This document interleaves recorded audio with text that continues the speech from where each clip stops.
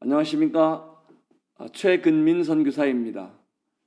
선교사가 쓰는 선교학개론, 오늘은 세 번째 강의 선교 패러다임의 변화와 적응에 대해서 말씀드리겠습니다. 우리는 선교사 하면은 근대 선교의 아버지 떠오르는 것이 윌리엄 캐리일 것입니다. 정말 윌리엄 캐리는 근대 선교의 아버지라고 할 정도로 훌륭한 선교의 도전을, 그리고 훌륭한 업적을, 또 헌신과 희생을 통해서 아주 놀라운 일들을 하셨습니다.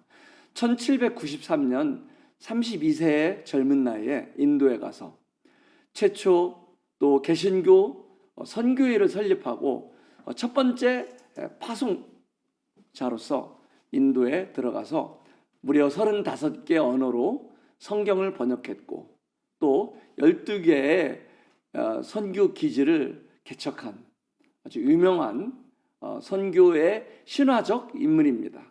또 인도 세람포 대학을 설립했고요. 40년 동안 그는 한 번도 자기 나라 영국에 돌아가지 않고 그곳에서 하나님 나라에 갔습니다. 그러나 이 훌륭한 선교사였던 윌리엄 캐리를 만약 오늘날의 선교 환경과 선교 마인드로 본다면 어떨까요? 그는 40년 동안 고국에 한 번도 돌아가지 않고 인도에서 생애를 마쳤습니다. 우리는 그것을 선교사는 당연히 가져야 하는 희생 아닌가요? 이렇게 질문하고 또 생각할 수 있습니다.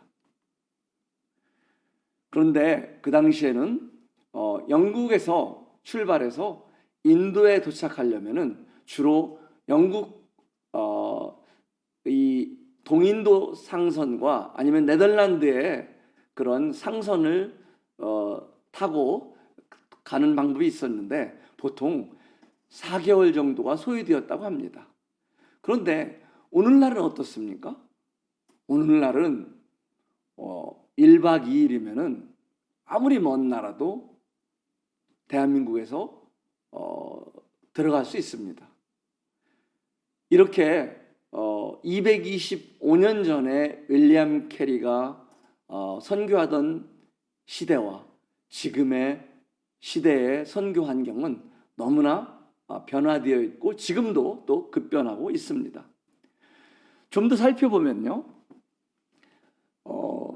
예전에 1915년 스코틀랜드 장로교 파송 선교사가 133명 있었는데 그 중에 20%가 선교지에서 사망했다고 합니다. 그래서 그 당시에는 1900년대 초기에는 선교사들이 선교지에 갈 때 관을 준비해서 갖고 갔다고 합니다. 놀랍지 않습니까? 그 당시에 그러면은 가장 큰 사망 원인은 무엇이었을까요? 네, 말레리아와 이질이었습니다. 그러면은 오늘날은 어떨까요?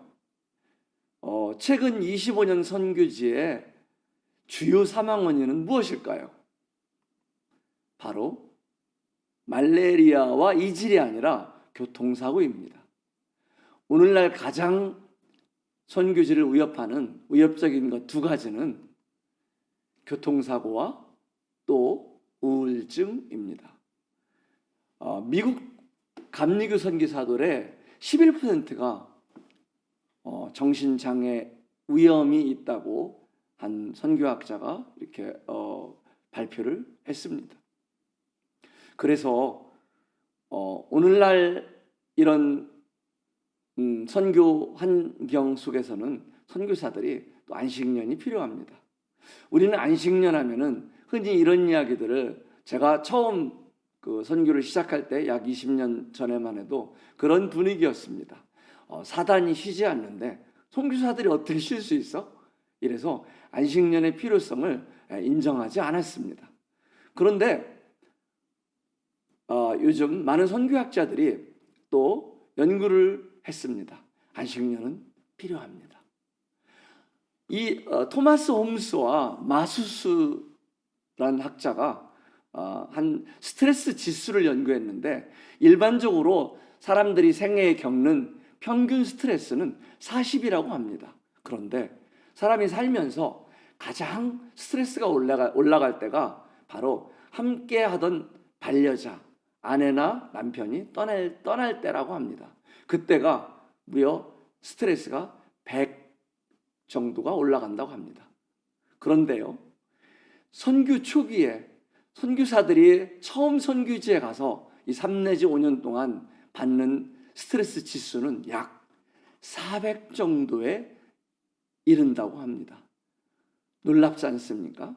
왜 선교지에 선교사들이 그렇게 많이 갈등하고 왜 그렇게 어려움을 겪고 또 인간관계가 많은 문제가 생길까요? 우리는 여기서 답을 얻을 수 있습니다. 왜 안식년이 필요한지. 안식년은요, 그냥 쉬는 기간이 아닙니다. 물론 육체적으로 정신적으로 휴식을 통한 쉬는 기간이지만은 그것은 회복의 기간입니다. 가족 기능을 회복하고요. 또 영적인 회복 그리고 재충전을 통해서 이제 다음 텀에 어떻게 더 또 하나님께서 보여주시는 일들을 감당할지, 그리고 그동안 하나님께서 선교지에서 역사하신 일들을 파송교회에 보고하고 또 스스로 선교사 본인이 그동안 한 텀 동안 어떻게 하나님을 섬겼는지 또 평가도 해보고 잘했던 점, 또 부족했던 점, 그리고 다음 텀에는 어떻게 그러면은 담당해야 할지, 무엇이 또 필요한 부분인지 이런 것들을 보충해 나갈 수 있는 아주 소중한 기간이 안식년인 것입니다.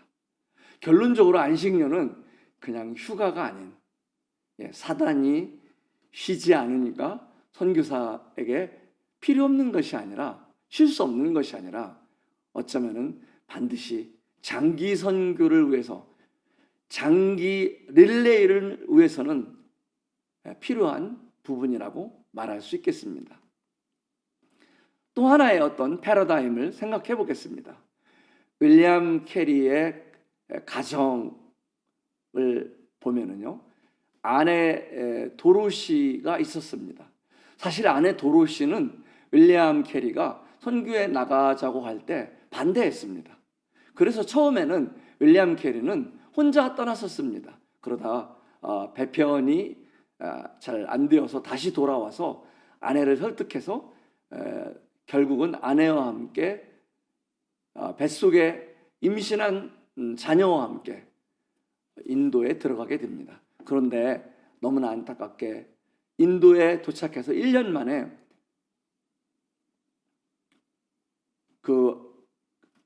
데리고 갔던 아들 중에 피터란 아들이 그때 5살이었는데 그 아들을 질병으로 잃어버리게 됩니다.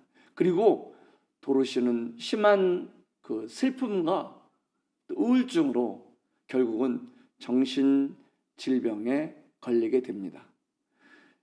그런데 캐리는 이런 인도의 열악한 병원 환경으로 어떤 치료할 엄두도 못 내고 또 그 일 때문에 또 돌아갈 수도 없고, 그래서 아내를 옆 방에 감금하고 일을 합니다. 그러던 어느 날 도로시는 그 잠겨 있는 문을 발로 차고 나와서 윌리엄 캐리의 방으로 들어와서 윌리엄 캐리가 번역한 그런 종이들을 집어 던지면서 소리 질렀다고 합니다. 이런 것이 다 무슨 필요가 있어? 저는 이 슬픈 이야기를 들으면서 너무나 안타까웠습니다. 그리고 결국은 그 1807년 이 아내 윌리엄 캐리의 아내 도로시는 소천하고 맙니다. 윌리엄 캐리가요, 인도에서 박사학위를 받는 그날 아내 도로시는 쓸쓸하게 방에 갇혀서 죽었다고 합니다. 우리는 윌리엄 캐리를 선교의 영웅으로 알고 있습니다. 또 그 당시에는 어쩔 수 없는 선택이었다고 우리는 말할 수 있을 것입니다. 그런 희생과 헌신이 없으면 선교를 할 수 없다고 우리는 그렇게 배웠습니다. 그런데 지금 2020년을 우리가 살면서 220년 전에 있었던 그런 사건들을 보면서 오늘날에도 이렇게 선교지에서 가정은, 자녀들은, 또 아내는 희생하는 것이 당연한 것인가? 이런 것들을 생각해 보게 됩니다. 또한 윌리엄 캐리는 성경 번역으로 유명한 선교사라고 말씀드렸죠. 무려 35개의 언어로 성경을 번역했습니다. 그런데 놀랍게 벵갈어로 번역한 성경들은 번역본은 사용되었지만 현지인들에게 산스크리트어로 번역된 인도 성경은 전혀 사용되지 못하고 너무 질이 낮아서 박물관에만 보존되었다고 합니다. 너무나 안타깝지 않습니까? 물론 윌리엄 캐리는 그 성경 번역의 필요성을 가장 먼저 안 선교사였어요. 그런데 오늘날 패러다임으로 본다면 어떻습니까? 성경 번역에는 정말 많은 시간이 필요합니다. 또 전문성이 필요하고요. 또 검증이 필요합니다. 오늘날 위클리프라는 이 성경 번역 단체에서 한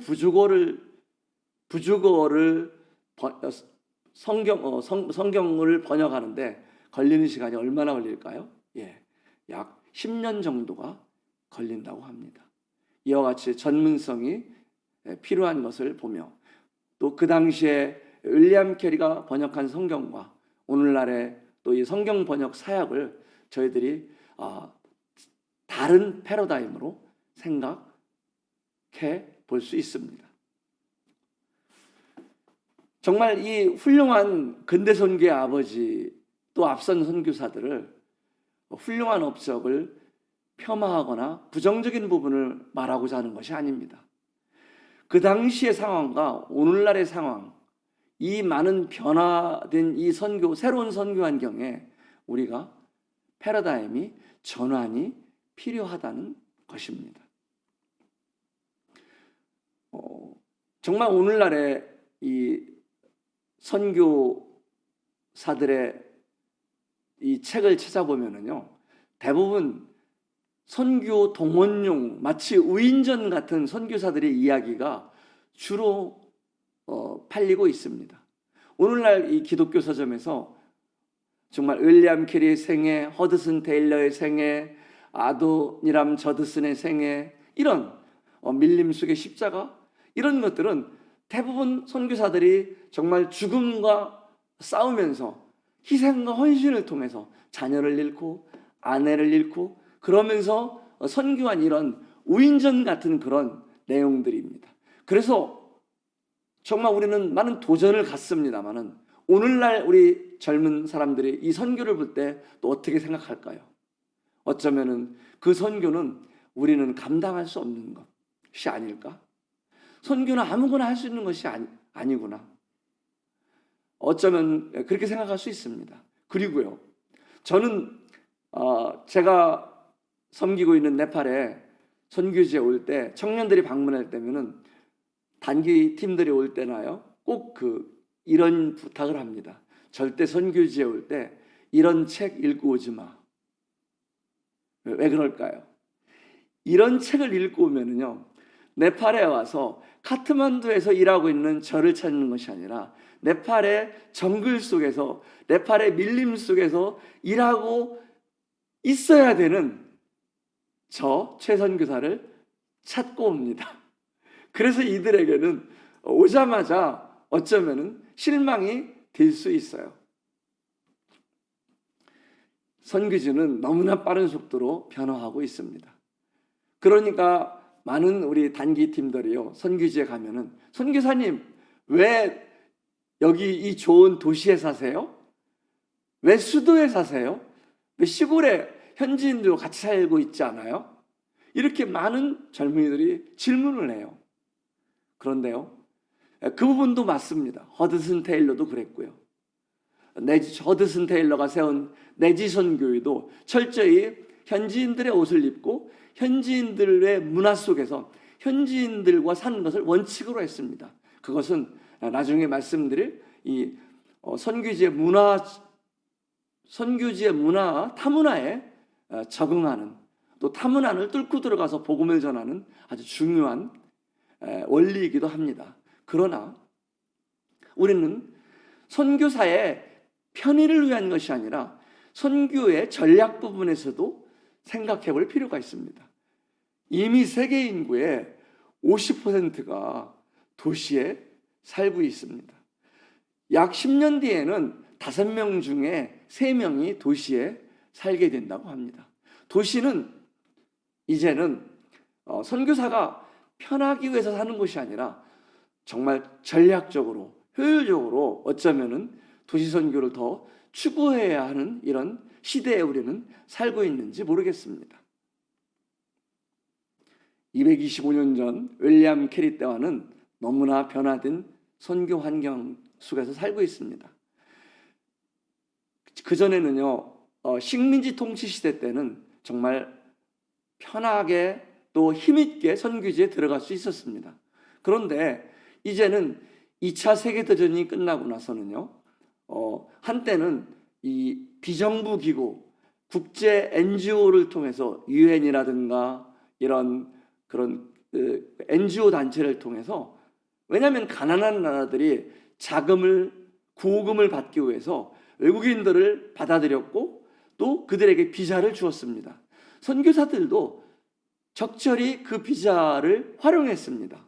그런데 이제 시간이 흐르면서 그들이 와서 NGO가 그들의 구호 활동만 하는 것이 아니라, 경제 활동만 하는 것이 아니라 선교 활동을 간접적으로 하는 것을 알았습니다.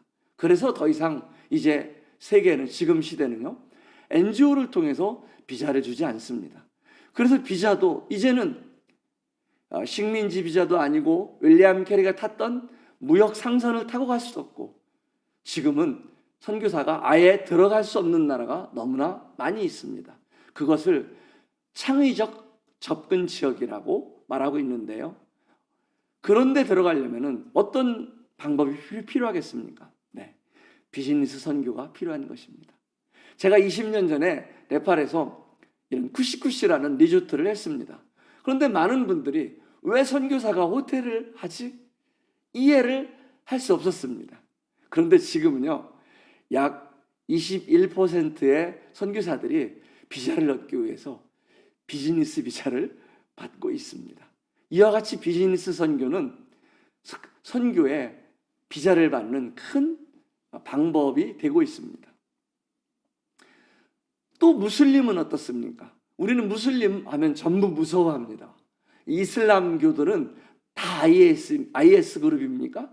다 테러리스트입니까? 우리가 정말 접촉할 수 없는 그들입니까? 안 그렇습니다. 이 한 학자는요, 무슬림을 이렇게 M1에서 M9까지 구분을 했는데요, M1에서 M3에 해당되는 무슬림들은요, 이들은 이 무슬림에 대해서 환멸을 느끼는 사람들입니다. 그래서 이 외국인 복장을 좋아하고요, 영어를 좋아하고요, 아예 무슬림 문화를 싫어하는 사람들입니다. 주로 젊은이들이. 이런 이들이 K-팝도 좋아하고요, 한국 좋아요.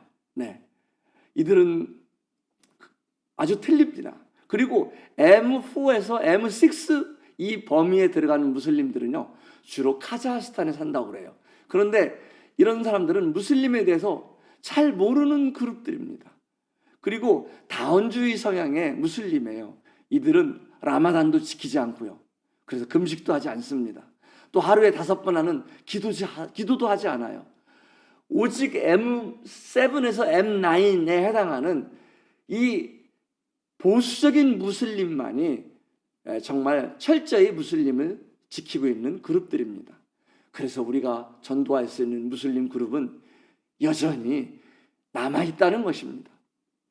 우리는 그래서 다양한 접근 방법이 필요합니다.